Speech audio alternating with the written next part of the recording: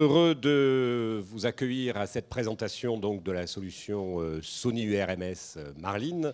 C'est une réunion qui est à l'initiative au départ des 4 intervenants français, francophones, puisque nous avons un Québécois que vous verrez dans la deuxième partie de l'événement de cet après-midi. Donc, tous les 4, on a discuté il y a quelques mois de nos réflexions au sujet de l'avenir des solutions de gestion de droits numériques et des DRM.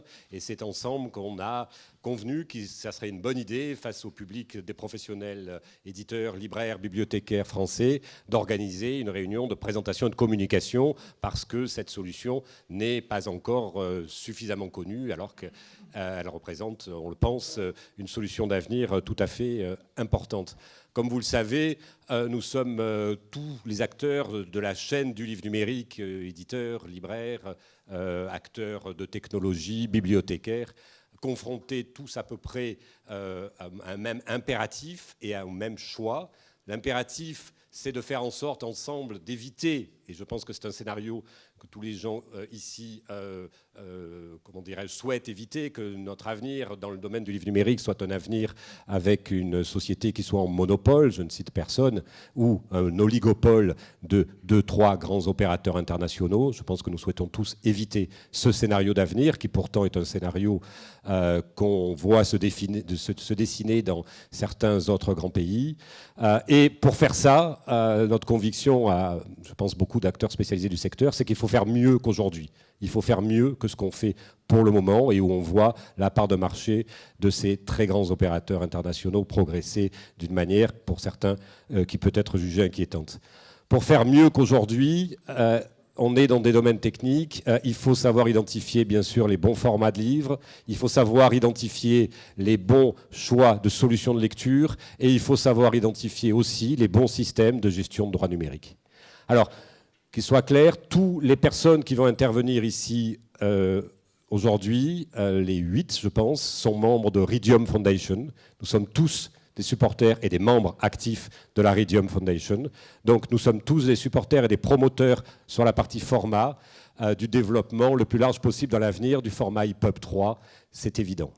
À partir de là, en tant que membre de la Ridium Foundation, il y a à l'intérieur des débats ou des discussions sur la meilleure solution à adopter en matière de gestion de droits numériques. Je dirais grosso modo, je caricature peut-être, mais qu'il y a 3 positions.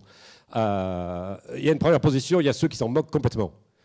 Et très bien, ils s'en moquent complètement parce qu'ils disent de toute façon ça n'a aucune importance, on ne met plus de DRM nous, et c'est le cas plus ou moins de certains éditeurs dans les divers pays représentés ici, mais c'est aussi le cas massivement dans certains pays comme la Norvège où il y a 0 DRM, donc c'est vraiment pas leur sujet, cette question ne les intéresse pas. Et très bien, c'est tout à fait compréhensible et légitime, c'est pas le sujet d'aujourd'hui.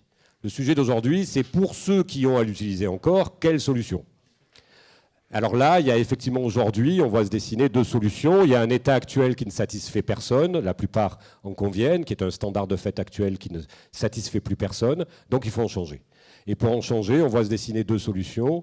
Une qui est promue, surtout en France, il faut le dire, et qui est la solution dite LCP, et les tenants de cette solution en France ont leurs arguments.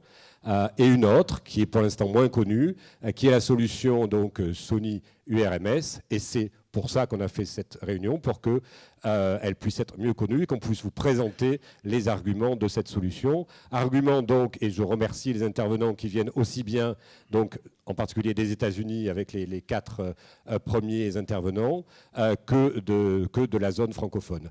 Donc voilà le but essentiel de cette présentation qui sera animée, et je le remercie, par José Manuel Anta, qui est le président de l'International Distribution Publishing Association et qui va être aussi le timekeeper de la réunion, qui se passera donc en 2 temps. Un premier temps anglo-saxon avec donc, nos amis américains et un deuxième temps avec les intervenants francophones après une courte pause. Et tout cela sera animé par José Manuel Anta, à qui je passe maintenant la parole.